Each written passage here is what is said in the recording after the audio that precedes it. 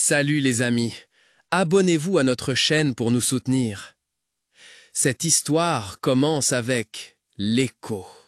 L'écho d'un ballon de basket qui n'a pas été utilisé depuis longtemps.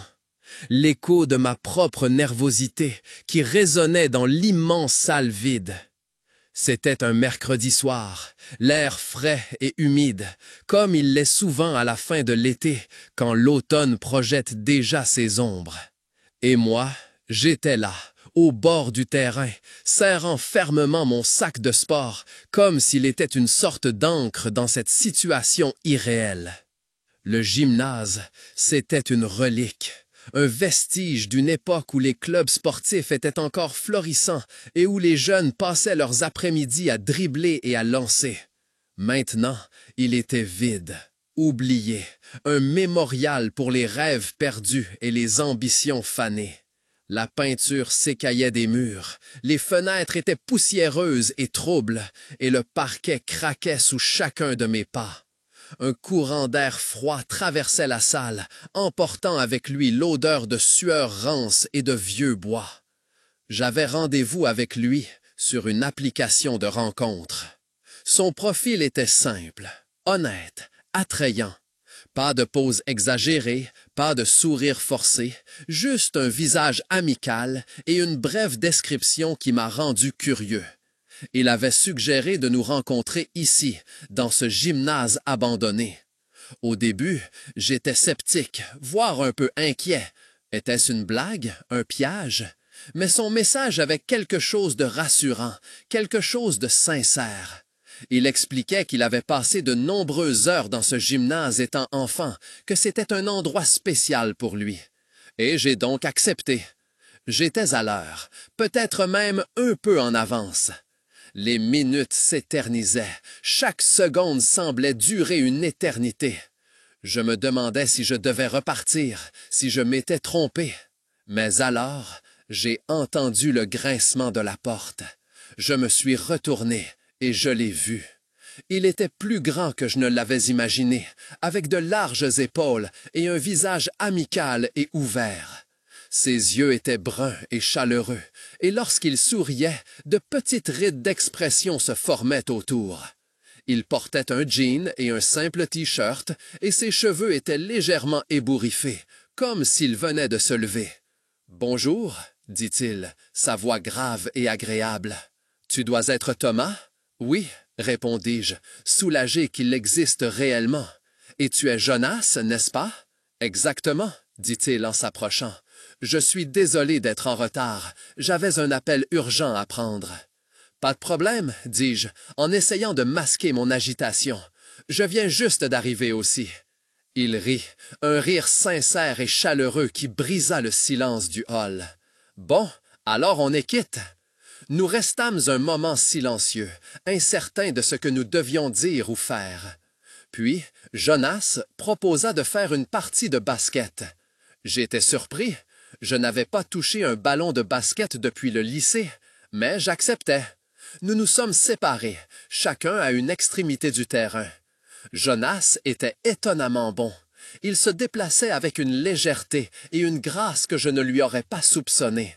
Ses tirs étaient précis et puissants, et il marquait presque tous les paniers. Moi, en revanche, j'étais rouillé. Mes tirs manquaient leur cible, mes dribbles étaient maladroits et hésitants, et j'étais déjà essoufflé après quelques minutes. Mais ça n'avait pas d'importance. C'était incroyablement libérateur de simplement bouger, rire, jouer dans ce gymnase abandonné. On faisait les idiots, on se taquinait et on oubliait pour un instant tous les soucis et les angoisses du quotidien. Pendant que nous jouions, nous nous racontions nos vies. Il m'a parlé de son travail d'architecte, de ses voyages, de sa famille. Je lui ai parlé de mes études de littérature, de mes rêves de devenir écrivain, de mes doutes quant à ma capacité à réussir un jour. Nous avons parlé de nos expériences en tant qu'hommes gays, des difficultés que nous avions rencontrées, de la joie d'être enfin acceptés tels que nous étions. Nous avons parlé des préjugés auxquels nous étions encore confrontés, de la nécessité de continuer à nous battre pour nos droits. C'était une conversation ouverte et honnête, comme j'en avais pas eu depuis longtemps. Je me sentais compris, entendu, vu. Je me sentais connecté à cet homme que je venais de rencontrer quelques heures auparavant. Alors que le soleil se couchait et que le gymnase était plongé dans une lumière crépusculaire, nous nous sommes assis sur les vieux bancs en bois au bord du terrain. Nous étions épuisés, mais heureux. Nous sommes restés silencieux pendant un moment, profitant simplement du silence et de la compagnie de l'autre. Puis, Jonas a pris ma main. Sa main était chaude et ferme, et son contact a envoyé un frisson dans mon corps. Je l'ai regardé, et il m'a regardé. Dans ses yeux, j'ai vu de l'affection, de l'intérêt, peut-être même un peu plus. Je me suis penché en avant et je l'ai embrassé. Le baiser était tendre, doux, presque timide, mais il était aussi passionné, langoureux, plein de désir. C'était comme si toutes les émotions que nous avions accumulées pendant la soirée se déchargeaient dans ce seul baiser. Nous nous sommes séparés, essoufflés et désorientés. Nous n'avons rien dit, nous nous sommes juste regardés. Puis, nous nous sommes embrassés à nouveau. Ce baiser était plus long, plus profond, plus intense. C'était une promesse, un espoir, un commencement. C'était le début d'une histoire que nous écririons ensemble. Nous avons passé encore quelques heures dans le gymnase, à parler, à nous embrasser, à simplement nous tenir l'un contre l'autre. Quand il se fit tard, nous avons quitté le gymnase ensemble. Dehors, il faisait sombre et calme. Les étoiles scintillaient dans le ciel, et la lune jetait un éclat argenté sur la rue. Nous sommes rentrés chez nous main dans la main, chacun de nous rempli d'un sentiment d'espoir et d'excitation. Cette nuit dans le gymnase désert a été le début de notre histoire. Une histoire qui devait être pleine d'amour, de joie, de défis et de croissance. Une histoire qui nous lierait pour toujours. Les semaines suivantes ont passé à une vitesse folle. Nous nous sommes rencontrés presque tous les jours. Nous nous sommes promenés, avons visité des musées, cuisiné ensemble, regardé des films. Nous avons appris à nous connaître de mieux en mieux, avons découvert nos points communs et nos différences et sommes tombés de plus en plus amoureux l'un de l'autre. Jonas était un homme incroyablement aimant et attentionné.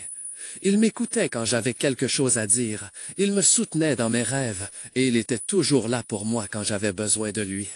Il était honnête, sincère et il avait un merveilleux sens de l'humour. J'ai appris de lui à être plus patiente, plus optimiste et à avoir plus confiance en moi. Il m'a appris à apprécier les petites choses de la vie et il m'a montré combien il est important de montrer ouvertement ses sentiments. Notre relation n'a pas toujours été facile. Nous avons eu nos désaccords, nos disputes, nos doutes, mais nous avons appris à communiquer l'un avec l'autre, à faire des compromis et à résoudre nos problèmes ensemble. Nous avons appris que l'amour n'est pas seulement un sentiment, mais aussi une décision. Une décision de choisir l'autre chaque jour, même quand c'est difficile. Une décision de travailler sur la relation, même quand on est fatigué. Une décision de pardonner à l'autre, même s'il nous a blessés. Après quelques mois, nous avons décidé d'emménager ensemble. Nous avons trouvé un petit appartement dans un quartier calme de la ville. Il n'était pas parfait, mais il ressemblait à un foyer. Nous l'avons aménagé ensemble, acheté des meubles, peint les murs et l'avons décoré avec nos objets préférés. Nous avons créé un endroit où nous nous sentions bien, un endroit où nous nous sentions en sécurité, un endroit où nous pouvions simplement être nous-mêmes. La vie commune était un nouveau défi.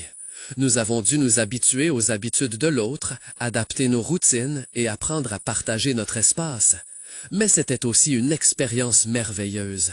Nous avons partagé nos vies, nos joies, nos soucis, nos rêves. Nous nous sommes soutenus mutuellement dans nos objectifs, nous nous ont encouragés à poursuivre nos passions et avons célébré nos succès ensemble. Nous avons construit une amitié profonde et intime qui a constitué la base de notre relation. Nous pouvions parler de tout, sans crainte de jugement ou de rejet. Nous nous faisions une confiance aveugle et nous savions que nous pouvions toujours compter l'un sur l'autre. Notre relation est devenue un refuge sûr, un lieu de sécurité et de confiance. Un endroit où nous pouvions nous laisser aller, sans crainte de tomber. un endroit où nous nous sentions aimés et acceptés, exactement tels que nous étions. Au fil des années, nous avons connu de nombreux hauts et bas. Nous avons célébré des succès professionnels, pleuré des personnels et relevé ensemble les défis de la vie. Nous avons appris que l'amour n'est pas parfait, mais imparfait. Qu'il ne s'agit pas de trouver le partenaire parfait, mais d'aimer le partenaire que l'on a, avec tous ses défauts et ses faiblesses. Nous avons appris que l'amour est un travail, mais qu'il en vaut la peine. Qu'il n'y a rien de plus beau que d'avoir quelqu'un qui vous aime, vous soutient et vous comprend.